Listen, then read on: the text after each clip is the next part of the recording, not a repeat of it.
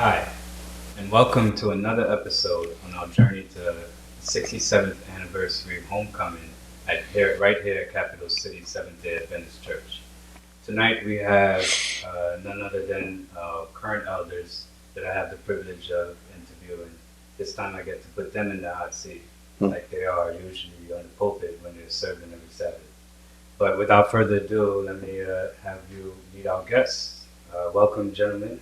Thank you. Thank you, Gene. Pleasure to be with you. Likewise. So I'll let you guys go ahead and introduce yourself and let us know, who you are, what it is that you do. Okay. My name is Roger Taffe. I am an elder at Capital City SDA Church. I've been serving there for roughly 13 years. My background is in things like IT support, technical writing, project management. Right now I'm doing construction and maybe more specifically home improvement work. Nice. My name is Curtis Boddie. I've been serving as elder for a few years. I'm not quite sure how many, but a few. I serve also as risk management and men's ministry leader. So those are some of the things I've done. I work at the Capital Psych Center as an electrician and work control, and I've been doing that for almost 24 years. Nice. Thank you. Welcome. Fun fact, Elder Boddie, we recently got the privilege of interviewing my BFF. Right. It happens to be your daughter. I saw the interview. It was interesting. So now we see where she Yes. I enjoyed the interview. She was. I enjoyed it. Nice. So now, 67 years. That's a milestone. Indeed. Wow. Yeah. Certainly, you guys haven't been serving for 67. No. Thank God. And in your experience, as elders, how have you seen? What do you think kept Capital City going throughout all these years? Well, I think for me, one is dealing with in reference to the movement in pastors at the church. They move pastors every 5 years or so. And when I first got here, it was Ewell. And then we had where it came after to Talbot and so on and so on.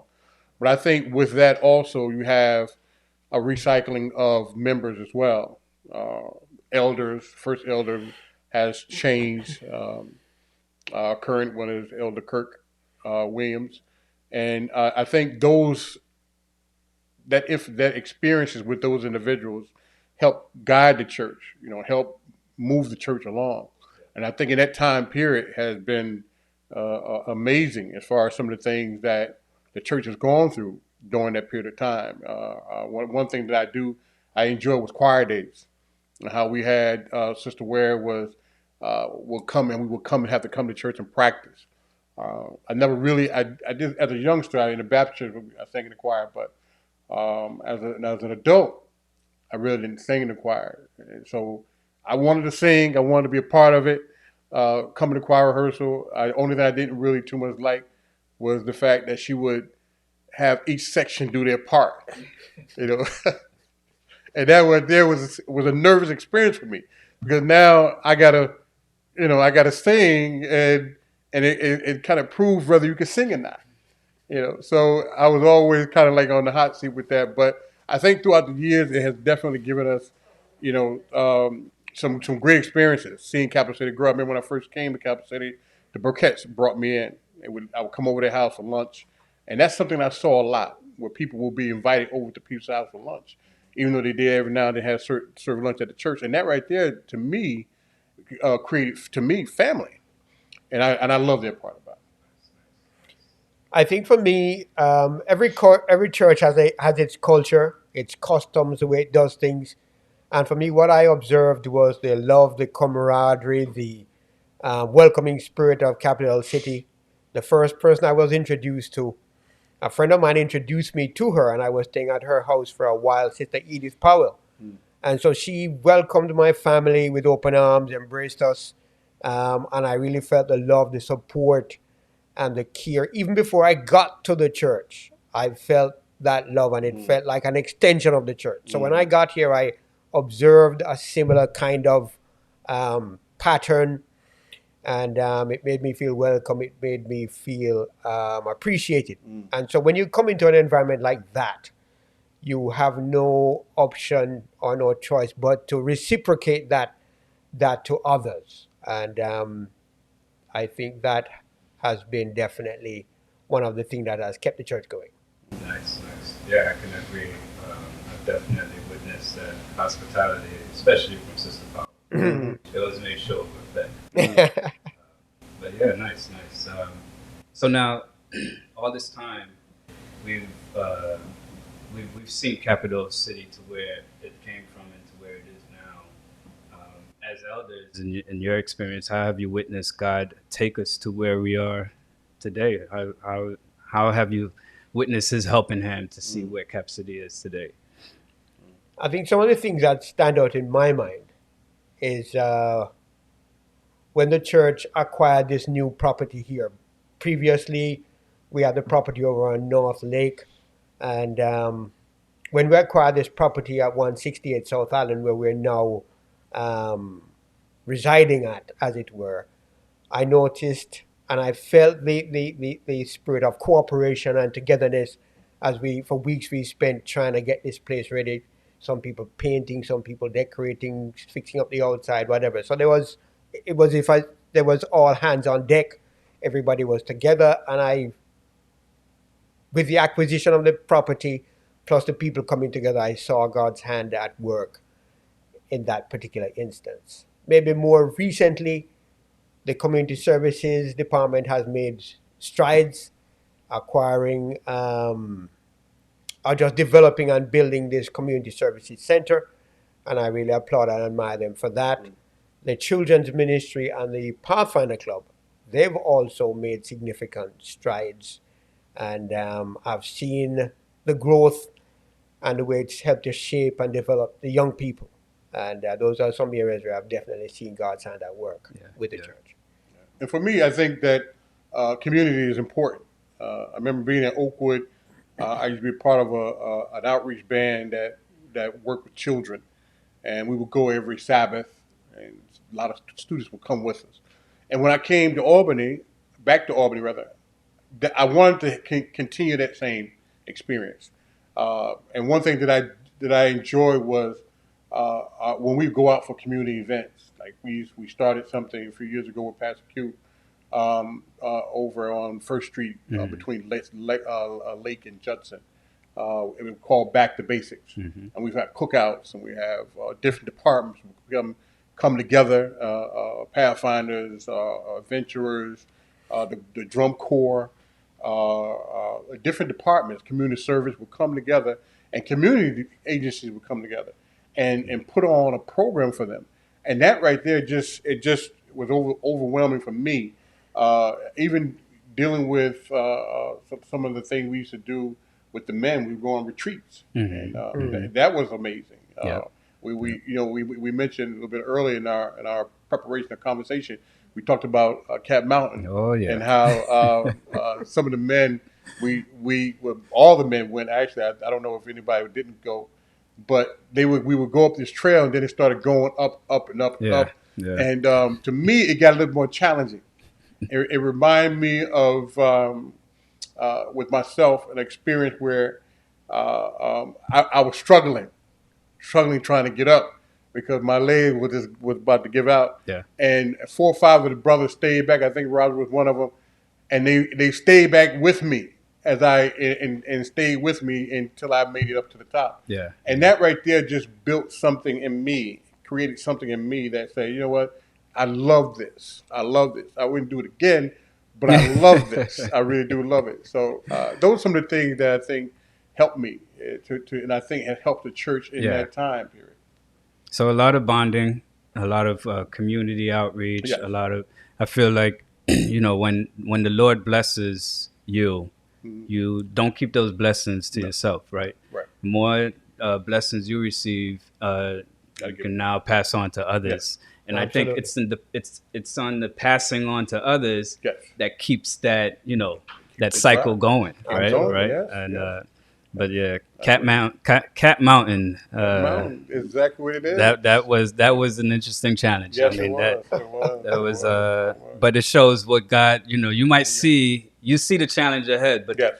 but God already sees what's on the other Yes. side. Yes. We might say no. Yes. I'm sure a lot of us said no that yes. day. Oh yes. Oh yes. Oh yes. Oh yes. Then I think also, to me, it just shows how we're willing to help one another through our struggles. Yeah. And we all struggle through something, but we're willing to. If I see my brother struggling, I'm gonna help pick him up. I'm gonna be like the footprints in the sand. I'm gonna help him. I'm gonna be there for him. And I think those are the things that we have to be encouraged about. And I think even with our young people, let them experience that with us. Yeah, agreed. Nice. So speaking of young people, right? So you guys have been serving as elders for a number of years. Now, what would you say to our younger generation who are going to be future leaders of the church? What core values would you have them instill to, follow the footsteps of our current leaders now? I would say that there's some, we could talk all evening about leadership, but some basic things I would try to pass on to them is this concept of servant leadership. You're here to serve people. You're not here to be served. You're not here to demand your own way. You're not here to give edicts. You're here to serve the people. And so Jesus was a prime example of that. He was here to serve the people. And sometimes serving people, many times, it's a sacrifice. It calls for you to go, as the young people say, above and beyond. And just to remember to be transparent, to be a genuine person. Acknowledge that you have weaknesses just like everybody else. There's nothing special about you.